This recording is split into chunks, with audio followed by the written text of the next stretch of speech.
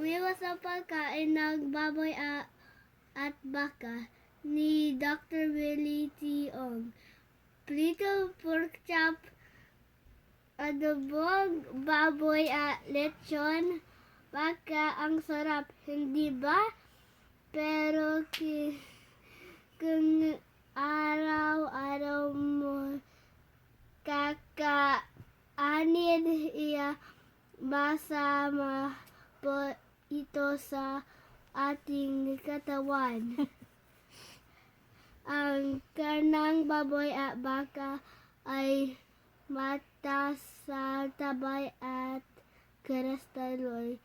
Ito'y pwedeng magbala sa ating puso, utak at ugat. Pangalawa, mababa ang magkakaroon sa fiber ng tutulong sa normal nating pagdumi. Pagkatlo, may nagkasabi na ang pagkain ng mga karne nagtutulot ng kanser sa bituka. Bituk. Sino ang dapat umiwas sa karne? Kung cholesterol mo sa dugoy ay lampas sa 200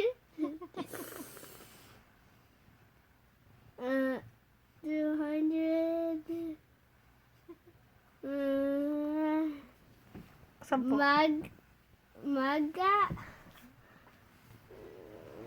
Kaya mo yan dyan. Kailangan mo nang umiwas sa mantikang pagkan. Sukatin po niyo ang iyong waistline sa mga lalim lampas sa 35 inches ang iyong tiyan. Sobra ka nasa timbag sa babae na naman kung lapas Babae. babae naman kung lapas ka sa 31 inches overweight ka na din. Hindi ka naman sinasabi ka na rin, hindi ko naman ito, pero kung kakain man dalawa beses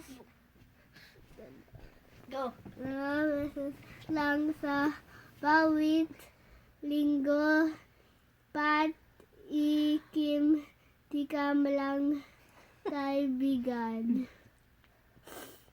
Kung mataas ang iyong presyon, hindi din mabuti ang baboy baka sa iyong. Kung mataas ang asukal sa dugo, ibig sabihin ay may diabetes ka na at dapat mag-dieta din.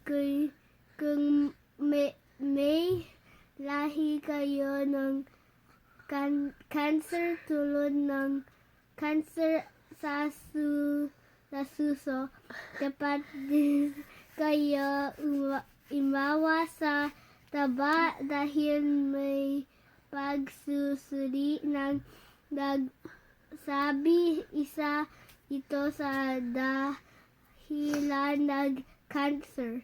Ano? So much.